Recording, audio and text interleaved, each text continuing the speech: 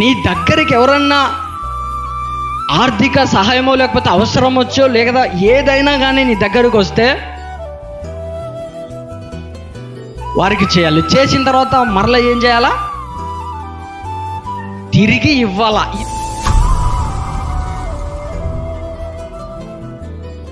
ఎప్పుడు ఇవ్వాలా?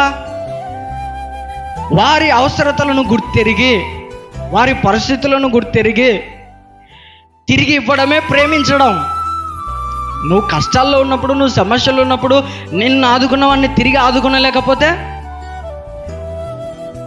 మనము ప్రేమ లేని వారమైనా ఉండాలి, లేకపోతే వారి పట్ల నెగ్లిజెన్స్ అన్నా ఉండాలి, లేకపోతే వారిని పట్టించుకోకుండానన్నా ఏదో ఒక కారణం ఉండాలి. అలా ఉండకూడదు. వారి పరిస్థితి చూడాలి. ఇరుగు పొరుగు వారి పట్ల ప్రేమ కలిగి ఉండడం అంటే ఇదే. క్రొత్త నిబంధన ఇదే చెప్తుంది. ఒకని ఎడల ఒకరు ప్రేమ కలిగి ఉండడం అంటే దాని సారాంశం ఇదే.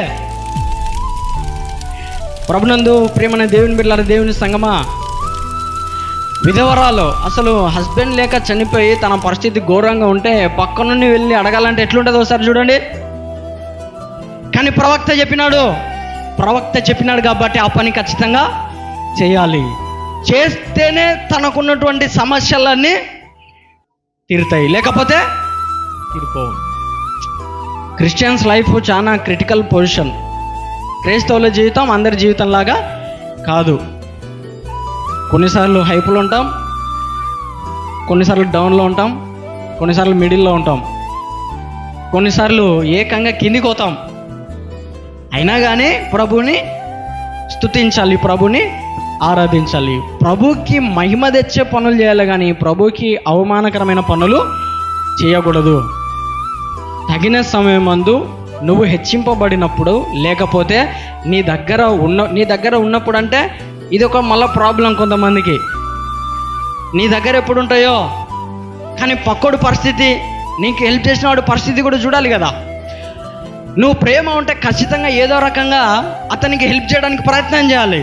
That is love. అది ప్రేమ, దేవుని ప్రేమ, తపన. ఒకవేళ నువ్వు చేయలేని శక్తి లేనప్పుడు దానికి ఎవరేమీ చేయలేరు. ప్రభువుకు తెలుసు నువ్వు చేయగలిగిన శక్తి ఉందా లేదా అన్నది.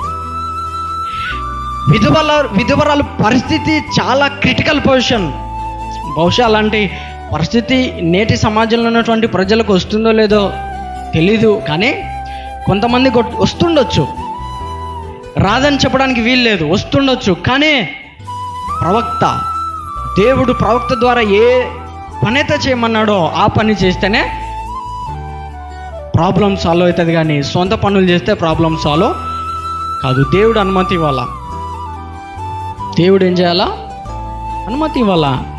నరుని హృదయంలో నుండి ఆలోచనలు అనేకములు పుట్టును, యెహోవా యొక్క తీర్మానమే స్థిరత్వం. అప్పు చేయడం కూడా దానికి అర్థం ఉండాలా. అనవసరమైనటువంటి అప్పులు చేస్తే ఎవడు నష్టపోయేది? నువ్వే, నీ కుటుంబమే. అవసరం ఉందా లేదా చూడాలా. దీన్ని బట్టి మనకేమన్నా ప్రాబ్లం ఉందా, ప్రాబ్లం లేదా, అవసరం తీరుతుందా, లబ్ధి ఉందా లేదా ఆలోచన చేసి ముందుకు వెళ్ళాలి. కానీ ఎలా పడితే అలా అప్పు తీసుకోవడానికి వీలు లేదు, ఇవ్వడానికి కూడా వీలు లేదు. పరిస్థితి చూడాలా. నీ పొరుగు వాడిని ప్రేమించే విషయంలో తప్ప, నువ్వు ఏ విషయంలో అప్పు ఉండొద్దు. అంటే నువ్వు ప్రేమ కలిగి ఉన్నావంటే ఆటోమేటిక్గా అన్నిటినీ నువ్వు ప్రాబ్లం సాల్వ్ చేసుకుంటా వెళ్ళగలుగుతావు. ప్రభునందు ప్రియమైన దేవుని బిడ్డలారా, దేవుని సంగమా, బైబుల్ రెండింటిని బ్యాలెన్స్ చేయాలి. మనం పాత నిబంధనను బ్యాలెన్స్ చేయాలి, కృత నిబంధనను బ్యాలెన్స్ చేయాలి. రెండింటిని బ్యాలెన్స్ చేయాలి. ఒకదాన్ని పాటిస్తూ ఇంకొకదాన్ని విడిచిపెట్టడానికి వీలు లేదు. పాత నిబంధన లేకుండా క్రొత్త నిబంధన లేదు, క్రొత్త నిబంధన లేకుండా పాత నిబంధన లేదు. పాత నిబంధనలో ఉన్నవే క్రొత్త నిబంధనలో ఉన్నాయి, క్రొత్త నిబంధనలో ఉన్నవే పాత నిబంధనలో ఉన్నాయి. చట్టం అంతా ఒకటే,